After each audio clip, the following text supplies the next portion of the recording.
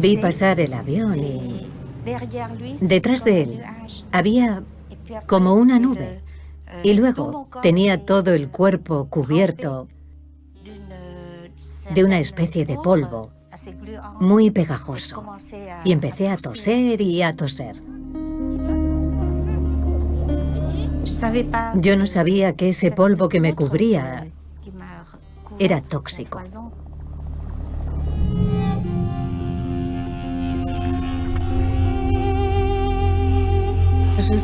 Yo nací durante la guerra.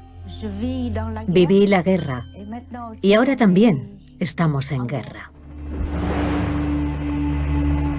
Esos helicópteros sobrevolaron la colina, fumigando algo, y no vieron a los niños. Los niños estaban pescando o simplemente jugando en el río. Y todos empezaron a jadear y a ahogarse. Aquella noche todos se pusieron muy enfermos. Tenían diarrea, tenían problemas para respirar. Al día siguiente bajamos al río y encontramos patitos muertos, cangrejos muertos, truchas muertas. Llamamos al servicio forestal y nos dijeron, no, es absolutamente seguro. Y era una mezcla de 2,4-D y 2,4,5-T, el agente naranja. Se había prohibido en Vietnam y nadie se había dado cuenta de que aquí estaban usando los mismos productos químicos. Y aún siguen haciéndolo. El agente naranja era un compuesto tremendamente destructivo, en una guerra tremendamente destructiva. De una manera única, el agente naranja fue el caso más destructivo de guerra química en la historia moderna.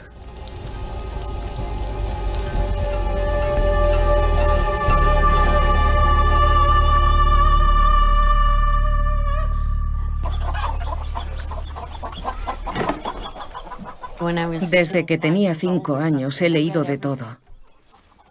Aún estábamos en guerra y leí algo sobre los pájaros que habían muerto a causa de los vertidos de petróleo de los barcos hundidos. Y eso era lo que me preocupaba durante la guerra. Todos esos pájaros. ¿Vienes, Mike? ¿Me ayudas? Y empecé a escribir cartas. No estoy muy segura de a quién se las enviaba, pero quería que alguien cuidara de esos pájaros. ¡Por favor! Quizá aquello fuera el comienzo de mi activismo, no tengo ni idea.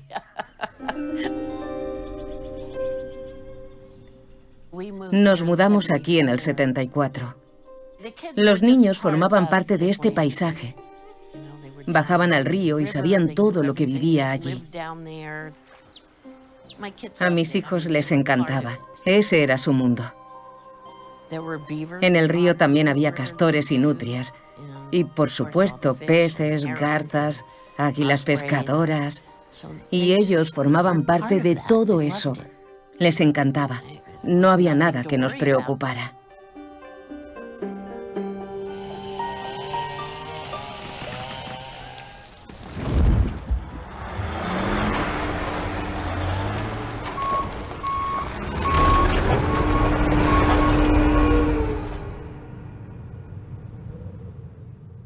La tala rasa es una de las cosas más demenciales.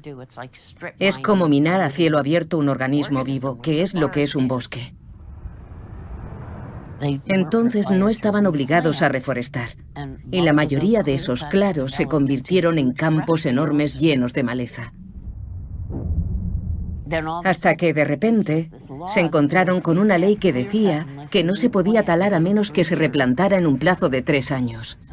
De forma que tenían que limpiar toda la maleza de aquellos antiguos claros para poder reforestarlos. Y todo eso coincidió con el final del uso del agente naranja en Vietnam.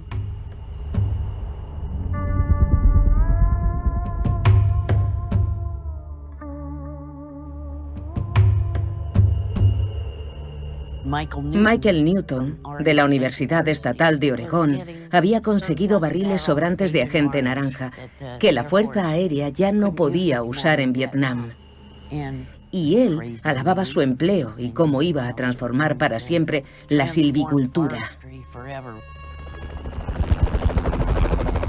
Y empezaron a fumigar aquellos claros gigantescos con cantidades enormes de agente naranja.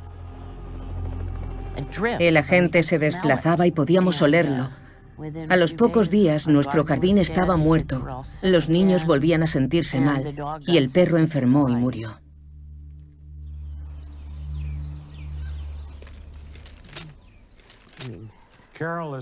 Carol ha luchado incansablemente por descubrir información veraz, objetiva y con base científica, y ha intentado presentarla ante los responsables políticos. Esas personas estaban literalmente desesperadas. Recuerdo que me encontraba allí sentado y pensaba, Bruce, tienes que hacer algo, tienes que ayudar a esta gente. Nadie está dispuesto a ayudarlos. Y les dije, tenéis que conseguir expertos. Si los encontráis, yo llevaré vuestro caso y presentaremos batalla.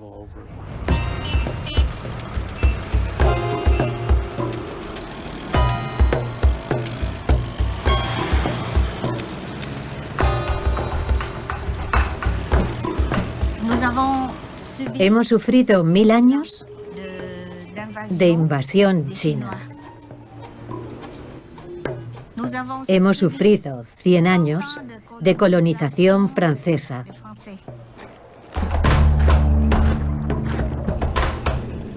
En 1953, los estadounidenses ya estaban en Vietnam.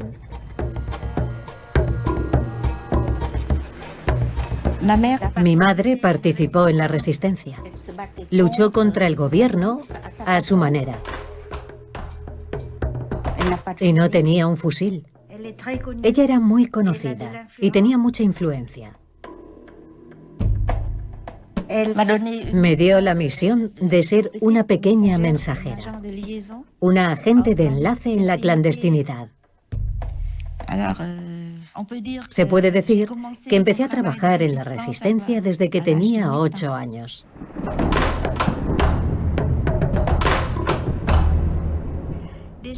En 1960, la resistencia ya había empezado en el sur. Yo vivía siempre con el dolor de saber que mi madre estaba en prisión y con toda seguridad siendo torturada por la policía del gobierno de Vietnam del Sur. Mi madre era muy frágil, su salud muy delicada. Ella me dijo, si no regreso, tú ocuparás mi lugar. Así que rechacé seguir mis estudios en el norte para combatir por la causa en el sur.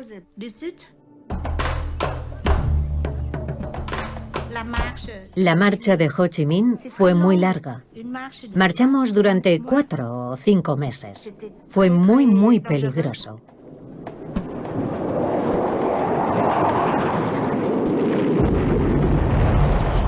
Éramos jóvenes y nuestra ideología era salvar nuestra patria. Atravesamos una región que estaban fumigando los aviones estadounidenses. Yo me hundía hasta las rodillas en ciénagas llenas de hojas muertas.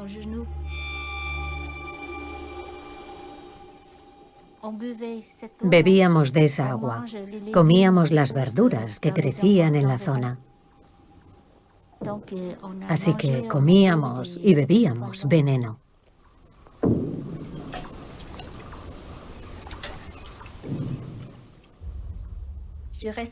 Yo estaba en la agencia de prensa del cuartel general del Frente de Liberación Nacional. Escribía las noticias. Mi marido trabajaba en el Comité de Relaciones Exteriores.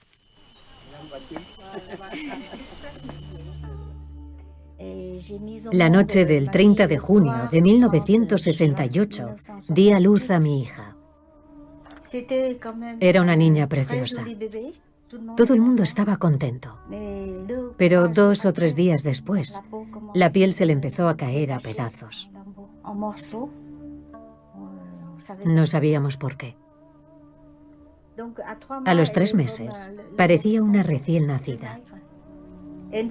Y empezó a tener dificultades para respirar. La jefa de la clínica me explicó las 4 deficiencias del corazón de mi hija. Espero que entendáis cómo se siente una madre joven cuando su primera hija ya está condenada.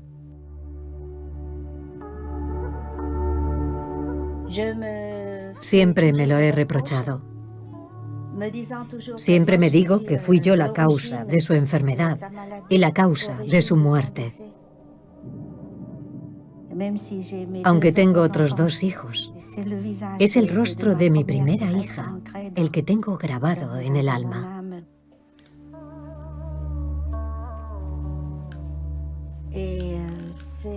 Y he vivido con esos reproches más de 40 años, hasta que comprendí que lo que mató a mi hija fue un veneno, el agente naranja.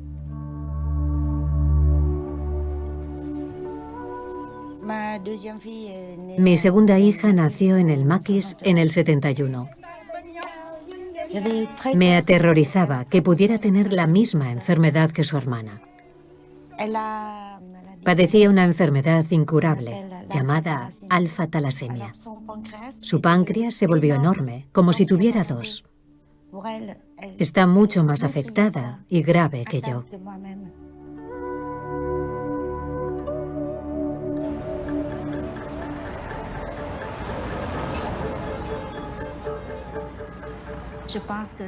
Creo que tal vez me dieron una misión que cumplir.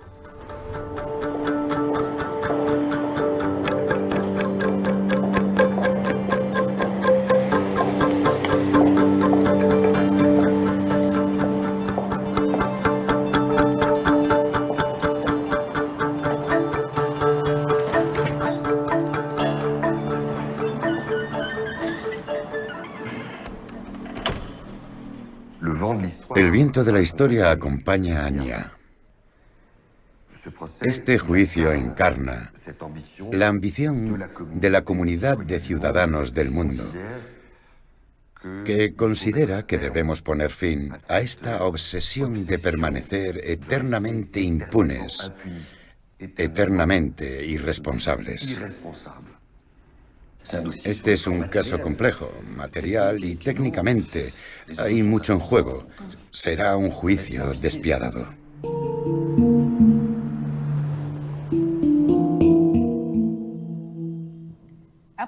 Después de reunirme con William Bourdon, estoy un poco preocupada, porque me dijo que había enviado 26 citaciones a 26 empresas.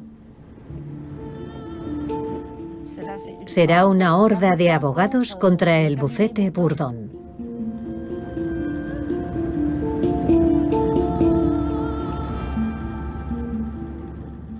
El combate va a empezar y será duro.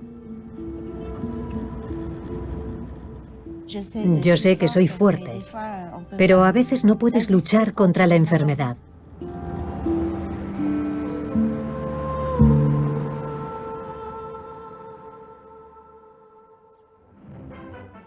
En la Casa Blanca, primera reunión entre el presidente Eisenhower y el senador Kennedy desde las elecciones. Cuando Eisenhower traspasó el aparato de seguridad nacional a John Kennedy, nos daba tanto miedo que el comunismo estuviera avanzando que teníamos que detenerlo donde quiera que estuviera. A Kennedy le encantaba la idea de que el ingenio estadounidense, no solo sus potentes y aterradoras bombas, sino diferentes tipos de tecnologías más quirúrgicas, pudieran usarse para derrotar a esas insurgencias. Y el agente naranja, los herbicidas en general, formaban parte de esa visión estratégica. Aquí, en la compañía Dow Chemical, en Midland, Michigan, se producen productos químicos revolucionarios y letales que nos ayudarán a librarnos de estas costosas plagas. Una de las más nuevas y versátiles armas del arsenal de guerra química es el herbicida 2,4-Dow. El 2,4-D es un herbicida regulador del crecimiento. Su acción fisiológica altera los procesos de crecimiento de la planta, causando su muerte de una forma gradual, pero segura.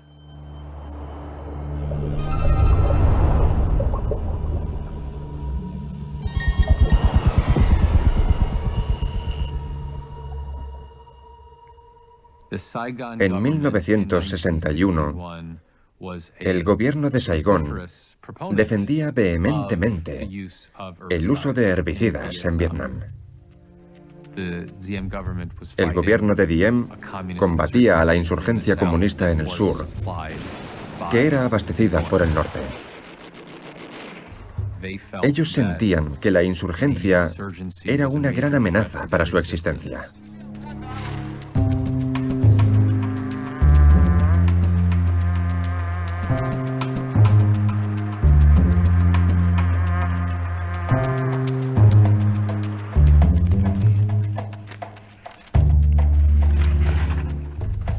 Vale. Esto es de octubre de 1961. Las cosas aún no habían empezado realmente. Estos son telex. Es un mensaje del embajador Nolting. Básicamente dice que el presidente Diem suplica que fumiguen los cultivos y que en Washington hay muchas dudas y confusión sobre si hacerlo o no.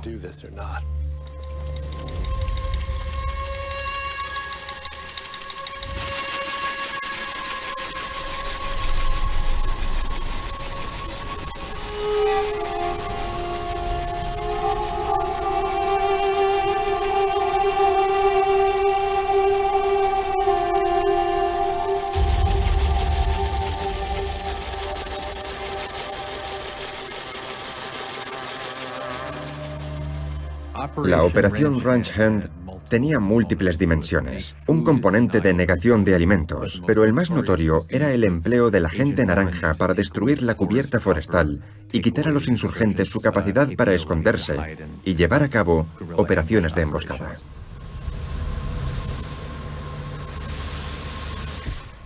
Pero cuando el conflicto se recrudeció, el programa de defoliación continuó, un poco sin pensarlo. Rociar millones de litros de herbicidas en concentraciones altas, de forma indiscriminada, sobre vastas áreas de bosque y repetidas veces.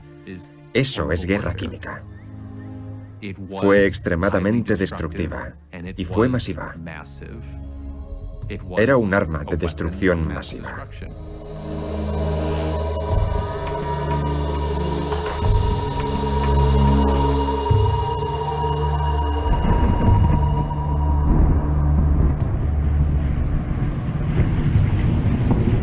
Ranch Hand era el nombre del programa de defoliación mediante herbicidas dirigido por la Fuerza Aérea. En mayo de 1971 me enviaron a Vietnam para que redactara el informe histórico final sobre el programa Ranch Hand.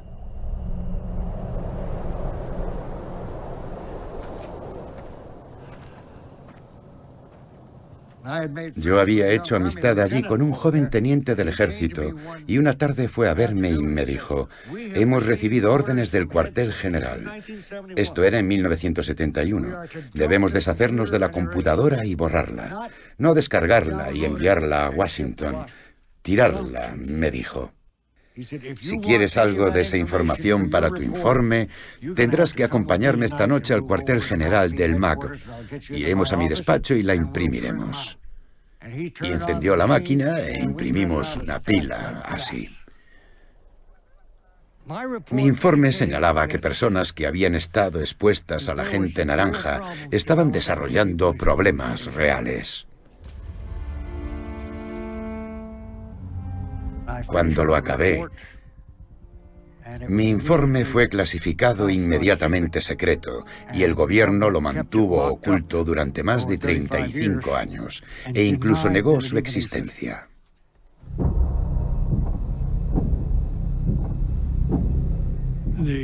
El gobierno federal básicamente tomó el control de todas las empresas químicas para que no hicieran otra cosa que producir el agente naranja y otras sustancias químicas para la guerra de Vietnam. Y las empresas sabían que cuanto más produjeran, más dinero ganarían. Así que las compañías, para entregar tanto como pudieran y lo más rápido posible, infringían la normativa industrial existente entonces para la producción de herbicidas. Utilizaban un proceso mucho más corto y a temperaturas más altas que era responsable de la presencia de la dioxina en los químicos que producían. Sabían que suponía un peligro para las personas, sabían que suponía un peligro para la tierra, que contenía un veneno, y sabían que sus efectos podían ser devastadores.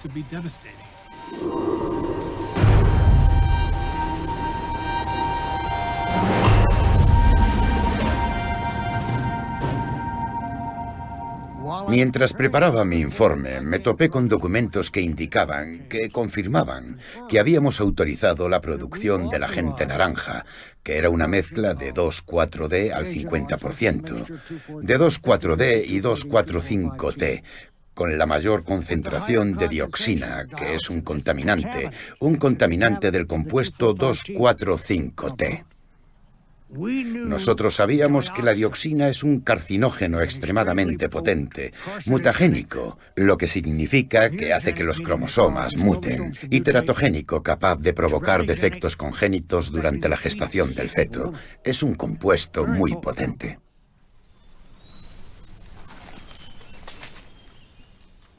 La Oficina Nacional de Estándares estima que la vida media de una molécula de dioxina es de 2.000 millones de años.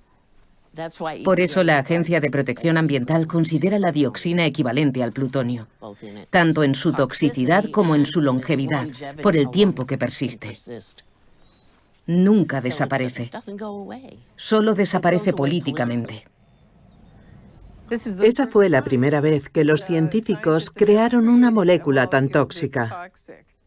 Y ellos sabían que, bueno, incluso 1 o 2 partes por billón podía causar defectos congénitos, mutaciones, cáncer.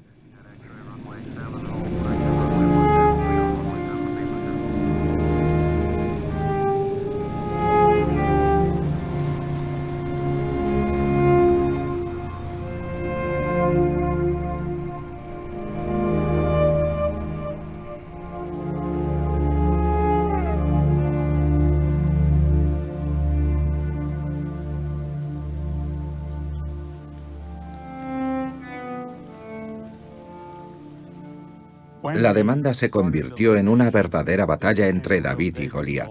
Teníamos a toda la oficina del fiscal de Estados Unidos representando al gobierno federal y al bufete más importante del estado de Oregón representando a la IFA, la Asociación Tapadera de los Fabricantes de Productos Químicos y los Fumigadores de Bosques.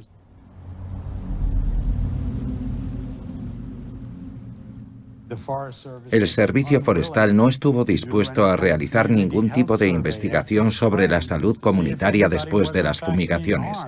Decían, nuestros productos químicos no hacen daño a nadie, pero no investigaban si había personas afectadas. Resultaba muy sorprendente, ya sabes, que fumigaran una zona y que un mes después la tasa de abortos, lo que ellos llamaron la tasa de abortos espontáneos, se disparara, según los datos del hospital.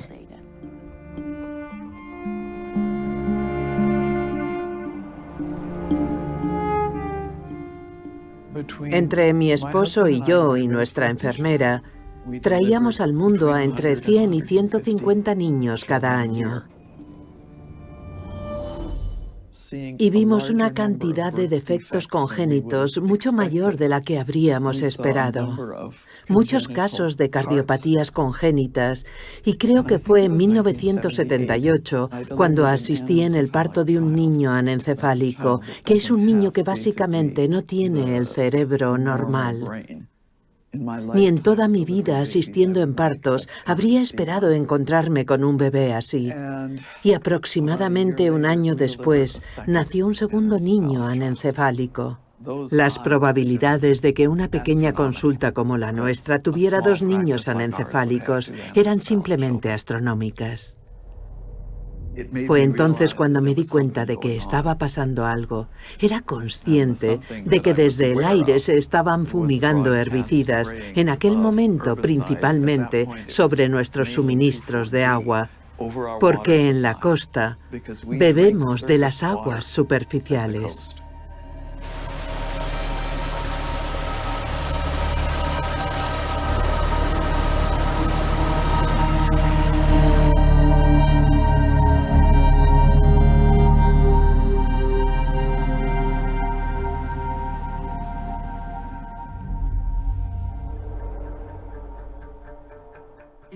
Los niños se implicaron en toda la batalla contra los herbicidas. Ayudaban a escribir los boletines de noticias, hacían dibujos y colaboraban con los carteles. Ese es un cartel que hizo Daphne cuando tenía 11 años. Ellos estaban muy metidos en eso. Tardamos como unos 5 minutos en encontrar un nombre para el grupo. Ciudadanos contra los aerosoles tóxicos, CATS. No era un nombre muy imaginativo, pero creo que funcionó. Cuando se formó CATS y comenzamos a protestar cuando presentamos la demanda judicial, entonces, de repente, empezaron a prestarnos atención. Y se produjo una respuesta muy fuerte por parte de las empresas químicas y las madereras. En realidad, los productos químicos son un medio para conseguir objetivos medioambientales. Los ataques no son científicos, son puramente emocionales. No, el público no lo entiende y nosotros, lamentablemente, no hemos sabido explicárselo bien al público. El 2,4,5-T, por ejemplo. El 2,4,5-T es tan tóxico como la aspirina. El coeficiente de seguridad en el uso del 2,4,5-T es muy superior a los coeficientes de seguridad en el uso de la aspirina. ¿Entiende eso el público? Un sábado por la mañana, cuando mi marido estaba de guardia en el hospital, 2 tipos trajeados se presentaron en mi puerta. Me dijeron que querían hablar sobre los herbicidas. Yo les dije que muy bien. Mis 2 hijos estaban corriendo felices. No me dijeron de dónde venían. Les dije, pasad, tomaos una taza de café, porque ya me habían visitado antes periodistas y más gente. Pero cuando me dijeron, ¿sabes en todo momento dónde están tus hijos? Me di cuenta de que no era así. Y les dije que la entrevista se había terminado porque claramente había sido una amenaza contra mis hijos y contra mí.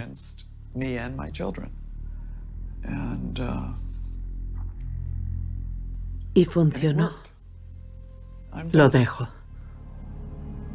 Una camioneta con las ventanillas tintadas apareció de repente delante de la casa de Carol y Steve, que eran los líderes del movimiento Ciudadanos contra los Aerosoles Tóxicos. El coche estaba aparcado allí, pero ellos andaban por aquí con todos sus aparatos. Obviamente pensaban que yo no estaba. Uno de ellos no supo explicarme qué hacían aquí, y entonces me di cuenta de que el otro se había acercado sigilosamente a los niños, y me puse furiosa. Les estaba preguntando que qué tipo de bichos deformes teníamos en el congelador, porque eso era lo que hacíamos. Guardábamos un montón de bichos con la esperanza de poder analizarlos a ver qué encontrábamos. Cuando se marchaban, el maletero se abrió de golpe y llevaban grandes cámaras de vídeo. La propia compañía telefónica, sus empleados, nos dijeron que los teléfonos estaban intervenidos. Fue un intento obvio de intimidar a los vecinos que habían puesto la demanda para intentar reducir la fumigación aérea de herbicidas. Bueno, ganamos una orden judicial temporal.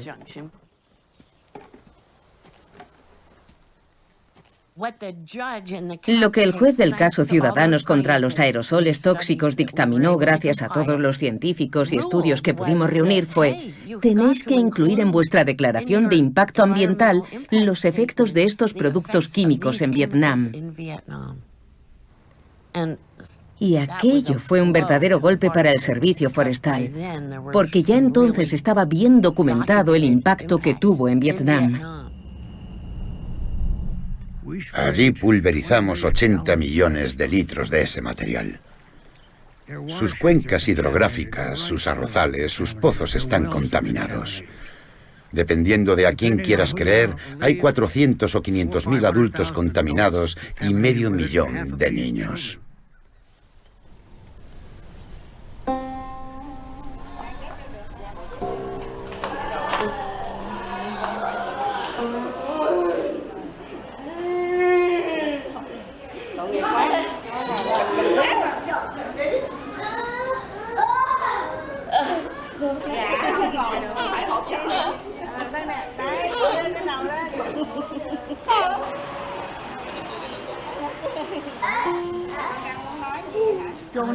Esta es la cuarta generación de víctimas.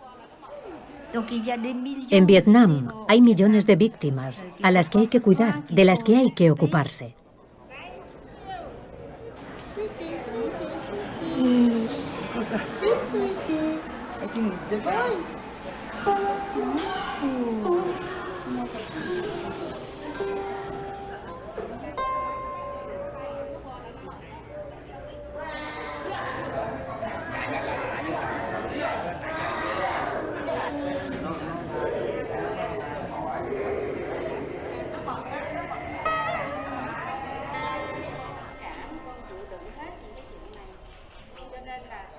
Si pudiera hablar con un representante de Monsanto, intentaría convencerle y le diría: os equivocasteis entonces, deberíais intentar corregir vuestros errores.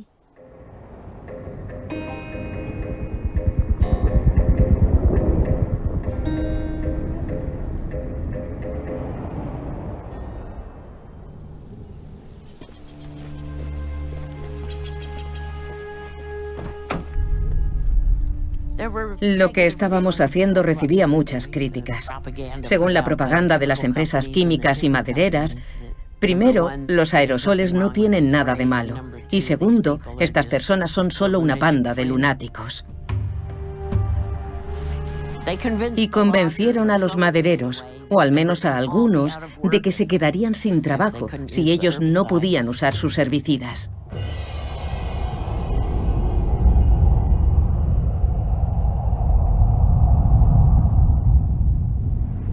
Cuando Carol apareció en el camino de entrada, la casa estaba ardiendo. La casa estaba en llamas. Patrick contó que tuvo que pararla, que ella sacó un cuchillo de su cinturón y empezó a correr colina arriba y que él la sujetó y la abrazó. Estaba seguro de que iba a intentar quitarse la vida esa noche.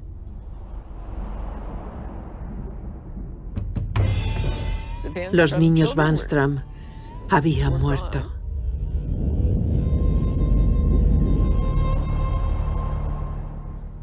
Nos derrumbamos, no nos lo podíamos creer.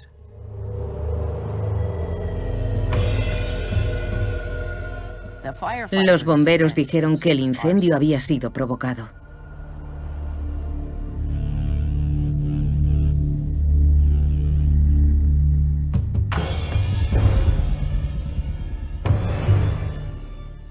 Es muy duro hablar de eso. De verdad, no puedo.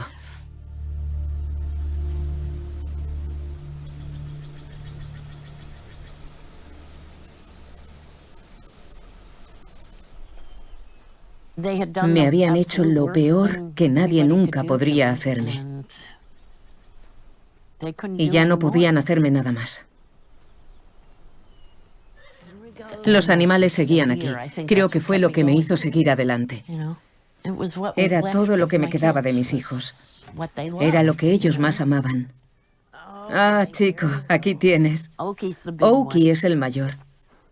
Tiene 30 años. Es muy intuitivo. Nota cuando hay algo que te preocupa mucho. Se acerca y se apoya en ti y te consuela.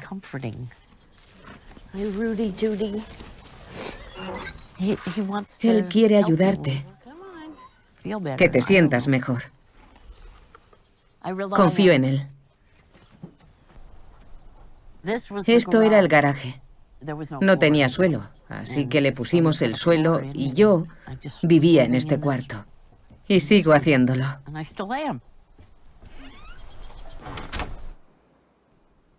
En honor a mis hijos, tenía que seguir adelante. Ellos también habían librado esa batalla. No era solo algo mío. Y a mí solo me quedaba seguir adelante por ellos.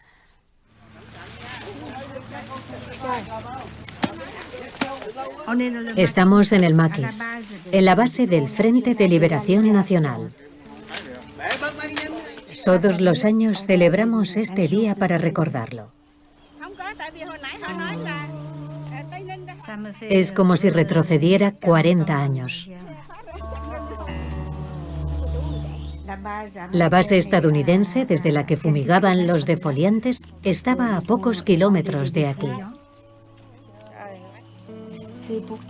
Por eso varios de mis amigos periodistas murieron también de cáncer durante la guerra. Sobre todo, de cáncer de hígado.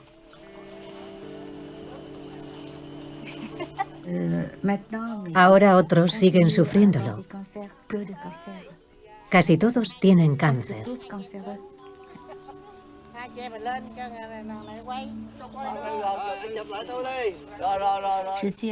Actualmente yo me estoy tratando de un cáncer de hígado. El agente naranja no perdona a nadie.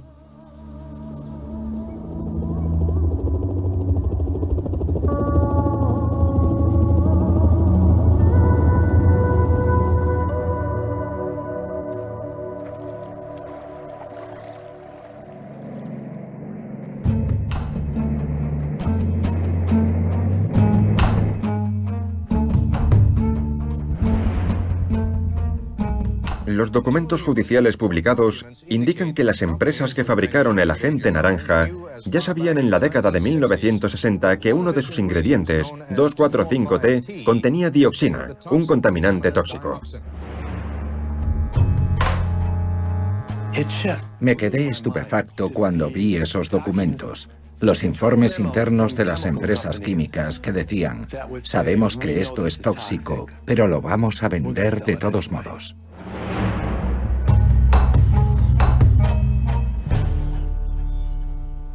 Dow comprendió que tenían que zanjar el caso del agente naranja para que toda esa información siguiera enterrada. En el otoño de 1983, Dow, como el líder de los fabricantes de 2,4,5-T, retiró todos los registros de ese compuesto químico. Y lo que hicieron fue enterrarlo todo. Todas las evidencias de dioxinas en el medio ambiente, en tejidos humanos, en los veteranos de Vietnam. Información muy dañina sobre los efectos en la salud del 2,4,5-T y la dioxina. Lo escondieron debajo de la alfombra, en los archivos de la Agencia de Protección Ambiental, y ahora todo eso ha desaparecido para siempre, excepto lo que yo conseguí salvar. Esos archivos habrían sido dinamita en manos de los veteranos si ese caso hubiera continuado, pero no fue así.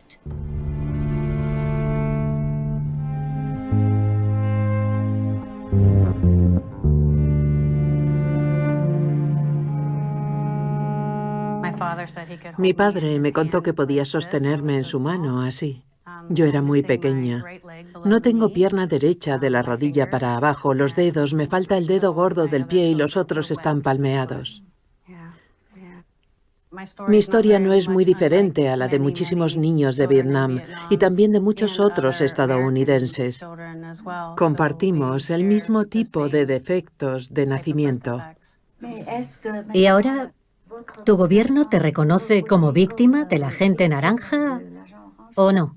No recibo ninguna ayuda del gobierno. Ellos niegan que los hijos de los veteranos de Vietnam sean víctimas. Por eso espero que las cosas cambien con tu demanda y que esta vez sirva de algo.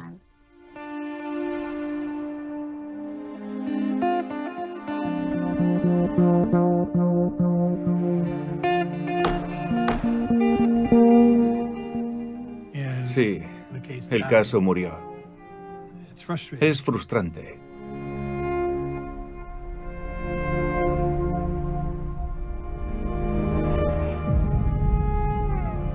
Estas empresas han logrado evitar tener que rendir cuentas por lo que hicieron.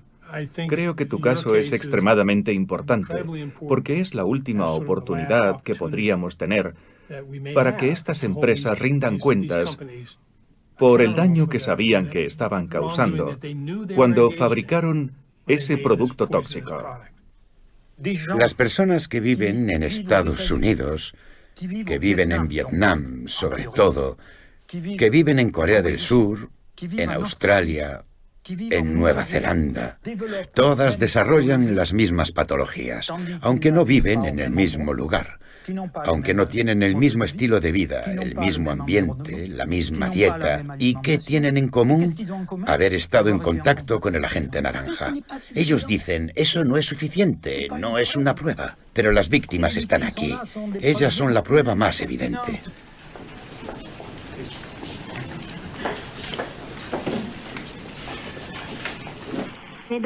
Señoras y señores, comparada con los millones de víctimas de la dioxina que siguen sufriendo en Vietnam, mi historia es banal. Si hoy testifico ante el Tribunal Internacional de Opinión, es porque quiero hablar por quienes ya no pueden hacerlo, por quienes fueron asesinados por ese producto maldito durante la guerra y los 35 años siguientes, por quienes aún siguen sufriendo. Yo quiero honrar su memoria. En ese momento conocí a André Buny y al maestro William Bourdon. Ellos me preguntaron si quería ayudarles en este procedimiento legal. Las demandas que se habían presentado en Estados Unidos habían sido desestimadas y yo podía ser la última oportunidad para todas las víctimas. Tal vez esto sirva para crear jurisprudencia para las otras víctimas.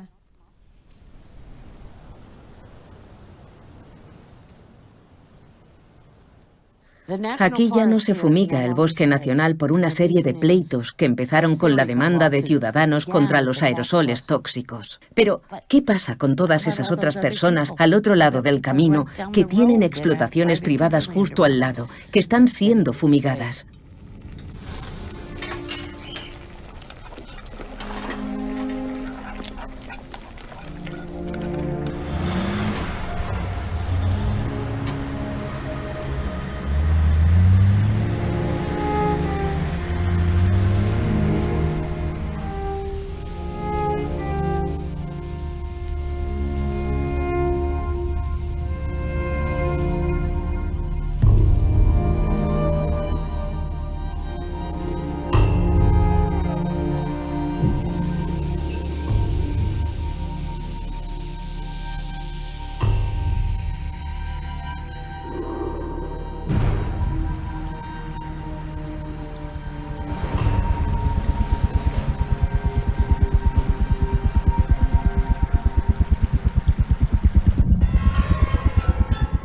Pase lo que pase, ellos van a seguir vendiendo esos productos químicos en el mercado. La única esperanza es que el movimiento pro derechos comunitarios siga insistiendo en que tenemos derecho a impedir que todas nuestras comunidades sean envenenadas.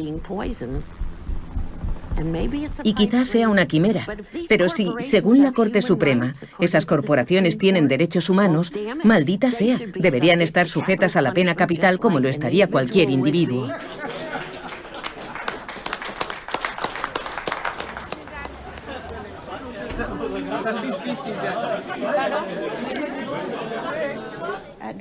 Por cada libro que se venda, 5 euros irán para pagar los gastos de la demanda.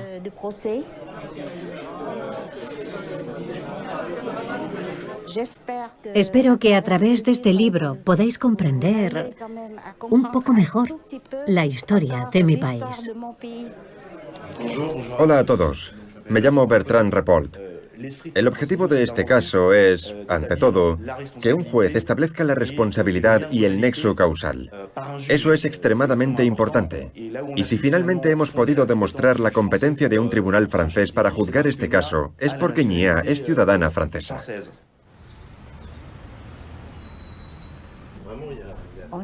Ya llevamos 4 años.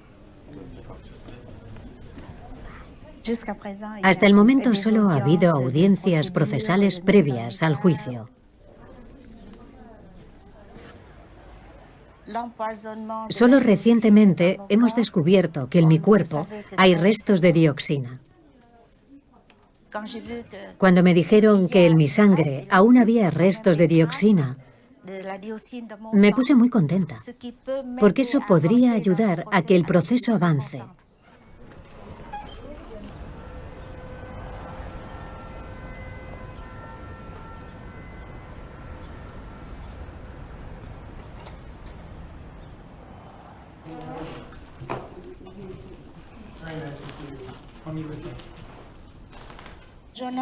Jonathan, quiero darte las gracias por todo lo que nos has aportado. Ahora tengo cáncer, así que tenéis que ayudarnos a impulsar el proceso. Le han diagnosticado cáncer. Los resultados son definitivos. El proceso es ahora una carrera contrarreloj, así que nos apoyaréis, ¿verdad? Puede que Monsanto y compañía intenten alargar el proceso, esperando que me muera. Pero no deben subestimar la lucha de la anciana David.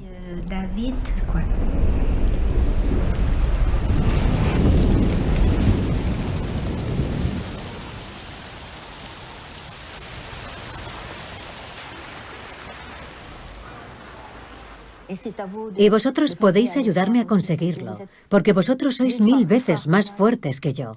El agente naranja es, como dice André Buny, el antepasado de los pesticidas y también de los organismos genéticamente modificados. Si dejamos que el agente naranja caiga en el olvido, el drama de los pesticidas continuará.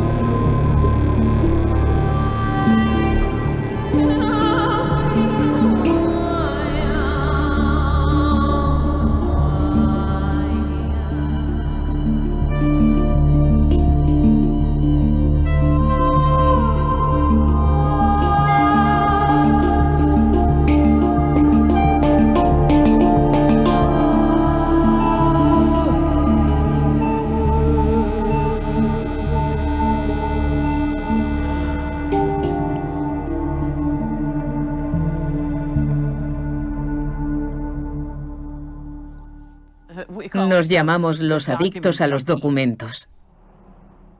Documentos acumulados durante más de 40 años mediante acciones de libertad de información que yo emprendí, incluidas varias demandas para acceder a documentos de la Agencia de Protección Ambiental, demandas por los PCB, el pleito del agente naranja, intentando detener que el gobierno fumigara aquí.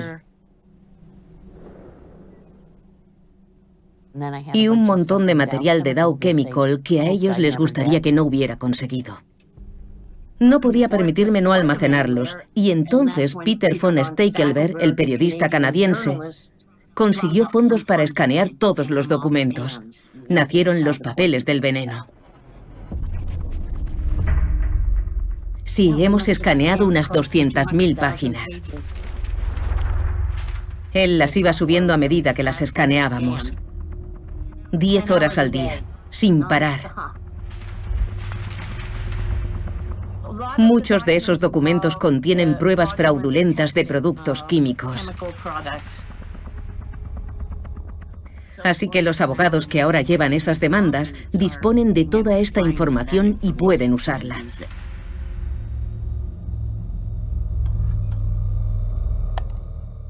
Espero que causen muchos problemas. El objetivo es que estén a disposición de quien los necesite.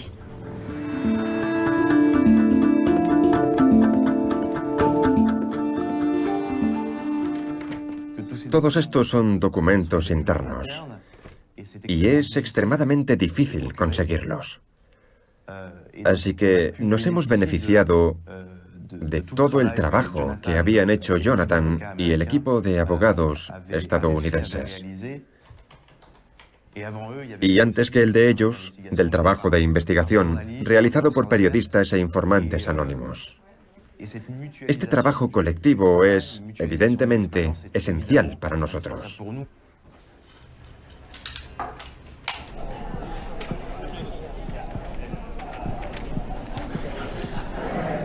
Es un honor que la 36ª Conferencia Anual de Derecho Ambiental de Interés Público haya elegido a Carol Bännström como ganadora del premio David Braue a los logros de una vida por su destacada labor por la justicia social y medioambiental en Lincoln.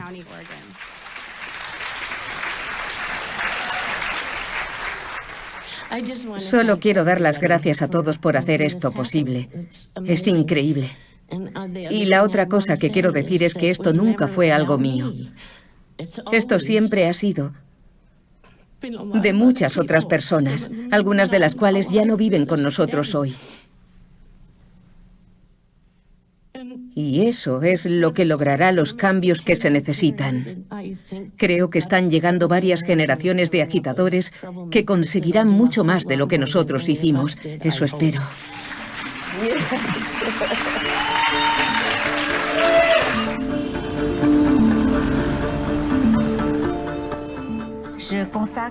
Voy a dedicar mis últimas fuerzas a ganar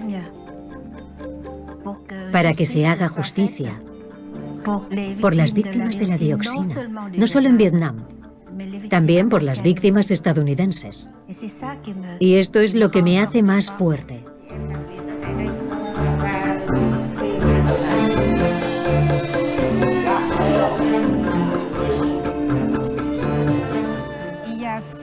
Hace 5 o 6 años, muchos no sabían qué era la dioxina, no sabían qué era el agente naranja. Ahora tengo miles de amigos que me apoyan. Tengo 7 u 8 asociaciones de amigos. En Suiza, Bélgica, Italia, Vietnam, que me apoyan. Y yo creo que eso es la victoria. Así es como ganamos.